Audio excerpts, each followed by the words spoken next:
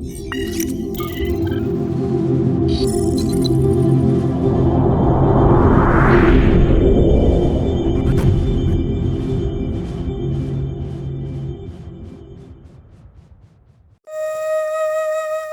کی اس خوشگوار صبح میں آپ سب کو میرا سلام۔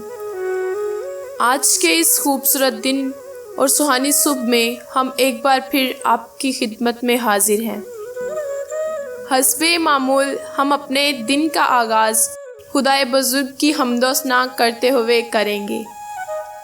رب سچ مچ اس دی سندا ہے، دعا جو اس تو منگدا ہے۔ رب سچ مچ اس دی سندا ہے، دعا جو اس تو منگدا ہے۔ اپنے اسیراں نو خدا حقیر نہ کبھی سمجھے گا، اپنے اسیراں نو خدا حقیر نہ کبھی سمجھے گا۔ رب سچ مچ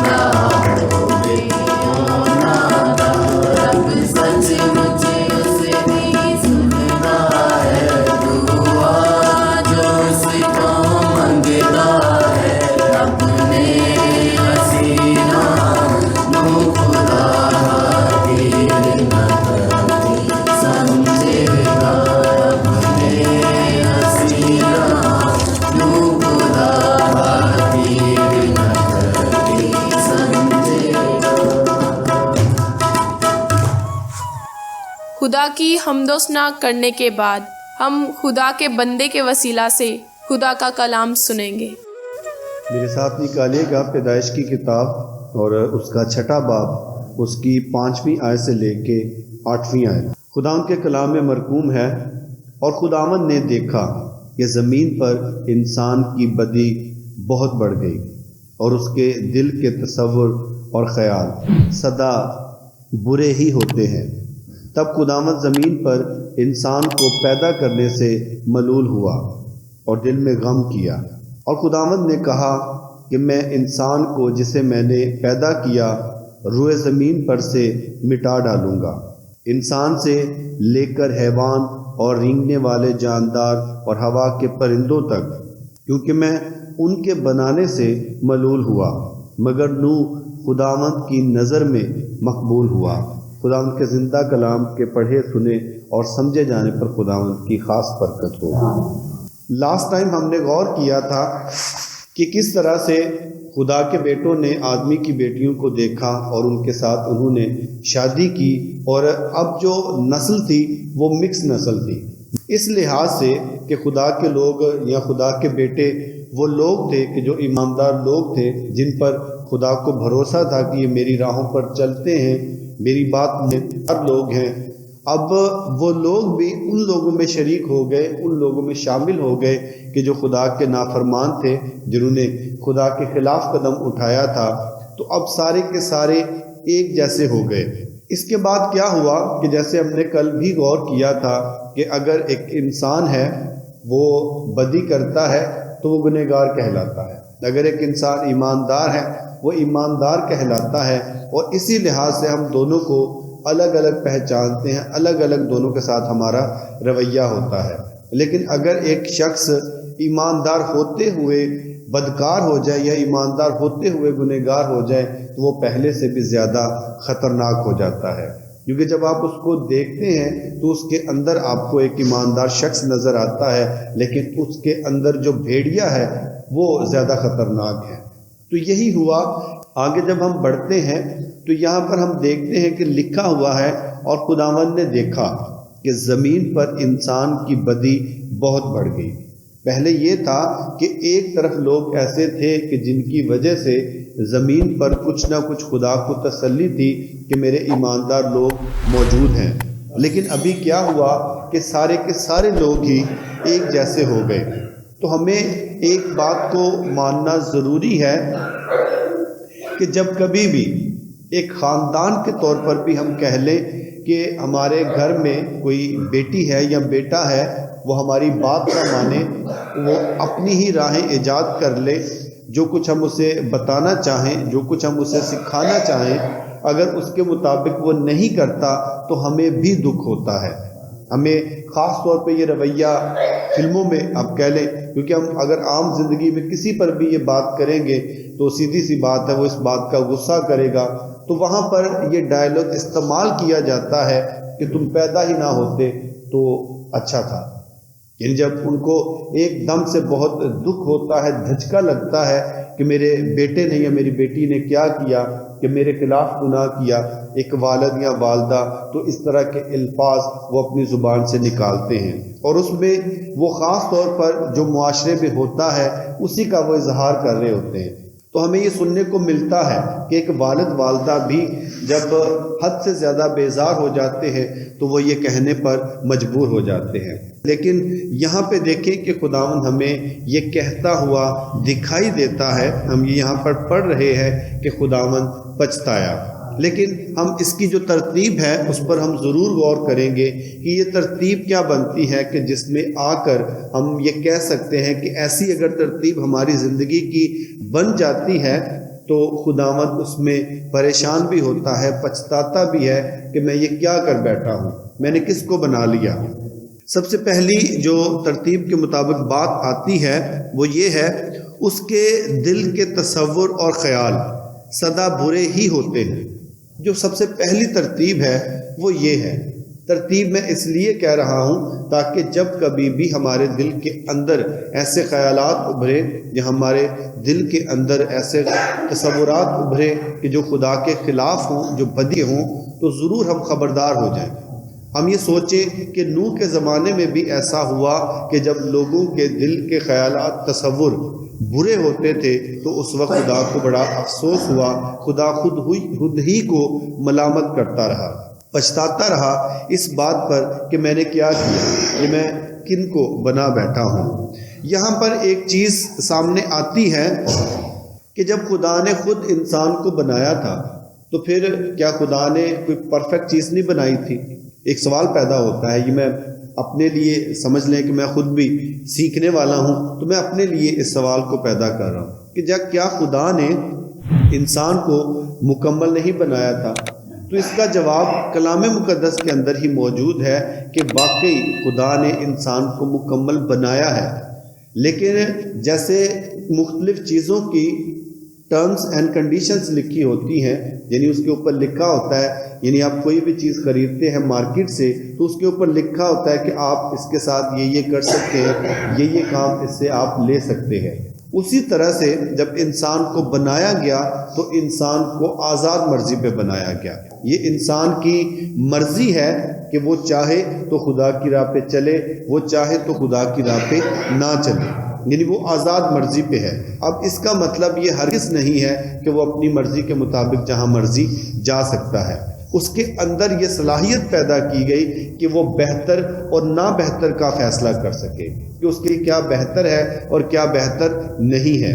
سب سے چھوٹی مثال اگر لے لیں کہ ہم بہتر اور نا بہتر کے مطابق جب سردی آتی ہے تو نہ چاہتے ہوئے بھی ہمارا دل چاہے یا نہ چاہے ہم جرسی بھی پہنتے ہیں، چادر بھی لیتے ہیں۔ کیوں لیتے ہیں؟ یہ بہتر ہے، ہم یہ لیں گے تو ہمیں سردی نہیں لگے گی۔ اسی طرح سے آپ ہر ایک چیز پر اس کو اپلائی کر سکتے ہیں کہ ہمارے اندر فیصلہ کرنے کی قوت موجود ہے۔ یہ کام ہم گرمیوں میں نہیں کرتے، اس میں ہم کوشش کرتے ہیں کہ جتنا ہو سکے ہم ہلکا لباس پہنیں تاکہ ہمیں زیادہ گرمی محسوس نہ ہو۔ یعنی ہمارے اندر یہ بالکل چھوٹی سی ادنا سی مثال آپ سمجھ لیں، اس سے بڑھ کر آپ آگے چلے جائیں تو ہم بڑے بڑے فیصلے بھی کرتے ہیں، وہ بھی ہم خود فیصلے کرتے ہیں کہ جو ہمارے لیے بہتر ہوتا ہے ہم وہ کرتے ہیں۔ تو خدا نے ہمارے اندر بہتر کو جاننے کی، بہتر فیصلہ کرنے کی قوت رکھی ہوئی ہے۔ تو اگر ہم برا فیصلہ کرتے ہیں اپنے لیے تو اس کے انجام کے حقدار بھی ہم خود ہوتے ہیں۔ اسی مثال کو دوبارہ لے لیتے ہیں کہ اگر آپ کہتے ہیں جی میں نے چادر نہیں لینی یا میں جرسی نہیں پہنوں گا، تو آپ اسی طرح سے گھومتے رہتے ہیں، ایک دن کے بعد، 2 دن کے بعد یا کچھ گھنٹوں کے بعد آپ کے سامنے اس کا انجام ہوگا کہ آپ بیمار ہو جائیں گے، آپ کو سردی لگ جائے گی، بخار ہو جائے گا، نزلہ زکام ہو جائے گا، یعنی وہ انجام بھی آپ کے سامنے آ جاتا ہے۔ وہی انجام آپ کو یہ سیکھنے پر مجبور کر دیتا ہے کہ آپ نے بہتر فیصلہ کرنا ہے۔ تو جب خدا نے یہ دیکھا کہ ان کے دل کے تصور اور خیال سدا برے ہی ہوتے ہیں تو اس میں خدا کا کوئی قصور نہیں ہے، یہ ان کا اپنا فیصلہ ہے۔ یہ اگر میں ہوں، آپ ہے، کوئی بھی ہے، تو یہ ہمارے فیصلے پہ ڈیپینڈ کرتا ہے۔ خدا نے ایک مکمل چیز بنائی ہے، یہ آپ پہ ڈیپینڈ کرتا ہے کہ آپ اس کا استعمال کیسے کرتے ہیں۔ پھر اس کے بعد لکھا ہے تب خداوند زمین پر انسان کو پیدا کرنے سے ملول ہوا اور دل میں غم کیا۔ جیسے میں نے پہلے بھی بتایا کہ ایک والد والدہ بھی ہوگے، حالانکہ والد اور والدہ یہ اچھی طرح سے جانتے ہیں کہ جو اولاد ہمیں ملی ہے وہ خدا کی طرف سے ملی ہے۔ بچہ جب کسی گھر میں پیدا ہوتا ہے تو ظاہری سی بات ہے کہ اس کا ایک پروسیس ہوتا ہے۔ ایک ماں 9 ماہ تک اس بچے کو اپنے پیٹ میں رکھتی ہے، درد کے ساتھ اس کو پیدا کرتی ہے۔ ایک باپ اس کے لیے ساری زندگی کوششیں کرتا ہے، محنت کرتا ہے، مزدوری کرتا ہے، نہ وہ دن دیکھتا ہے، نہ رات دیکھتا ہے، نہ سردی دیکھتا ہے، نہ گرمی دیکھتا ہے، محنت کرتا ہے اور اس کو پالتا ہے۔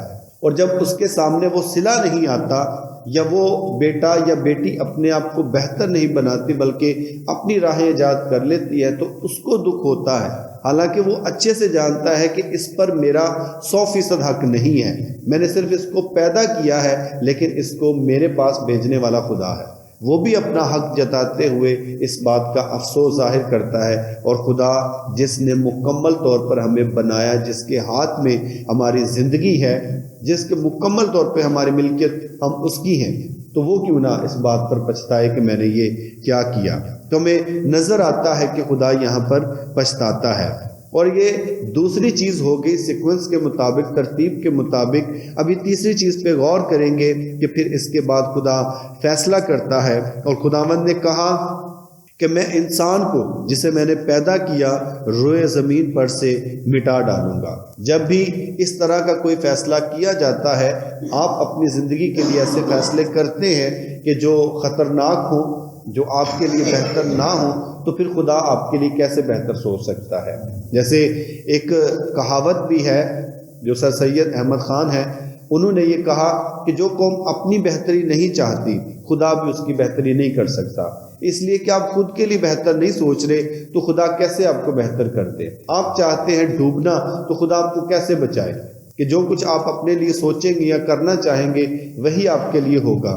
تو جب آپ نے یہ فیصلہ کر لیا کہ میں گناہ میں گروں گا میرے دل کے، تو اس کا مطلب ہے کہ وہی کچھ پھر آپ کی زندگی میں ہوگا، انجام کے ذمہ دار بھی آپ ہوں گے۔ پھر یہی چیز اگر ہم کہیں کہ بعد میں جب طوفان آ جاتا ہے، لوگ مر جاتے ہیں 8 جانیں، اور کچھ جانور، پرندے، رینگنے والے جاندار بچ جاتے ہیں، تو خدا ایک فیصلہ کرتا ہے۔ خدا یہ کہتا ہے کہ میں دوبارہ کبھی بھی انسان کو اس طرح سے تباہ نہیں کروں گا۔ لیکن یہ اصول، یہ ترتیب اگر ہم دیکھیں تو آج بھی اسی طرح سے اپلائی ہوتی ہے۔ اگر ہمیں طوفان کے ذریعے سے تباہ نہیں کیا جاتا، مارا نہیں جاتا، تو پھر بھی ایک وقت ایسا مقرر کیا گیا ہے کہ جس میں جا کے ہم میں سے ہر ایک کے لیے سیم ٹو سیم سزا وہی ہے، مٹا ڈالوں گا۔ نئے عہد نامے میں بھی، پرانے عہد نامے میں بھی، ہر ایک کتاب میں یہی کہا جاتا ہے کہ اگر آپ خدا کی راہ پہ نہیں چلتے، اگر آپ اس کی راہوں پر نہیں چلتے، اس کے حکم نہیں مانتے، تو ایک وقت آئے گا کہ آپ کو جہنم میں ڈال دیا جائے گا۔ تو وہاں پہ زندگی تو نہیں ہے، وہاں پر بھی موت ہے، وہاں پر بھی آپ کو مٹا ڈالا جائے گا اور ابدی ہلاکت آپ کے حصے میں آئے گی۔